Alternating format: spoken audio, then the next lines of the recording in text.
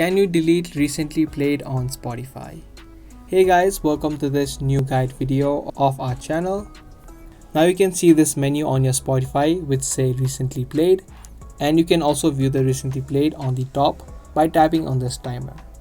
Now if you have the question whether you can remove the existing recently played songs or not, the simple answer to this is no. There is no option to delete your recently played songs. Spotify as of now does not have that option to remove or delete your recently played songs within its platform.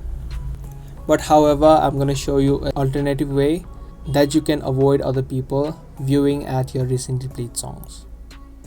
So if you want to avoid other people looking at your recently played songs, there is one setting that you can manage. So just tap on the settings icon on the top right.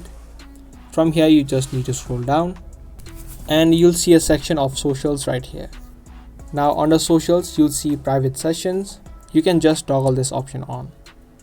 Now what this is going to do is any song you play from now on, it won't be added to the recently played tab. So that is the only way that you can avoid other people from viewing your recently played songs. So I hope you guys found this video helpful. If you did, leave this video a like and also subscribe to our channel. I'll be seeing you guys in the next video. Until then, keep watching.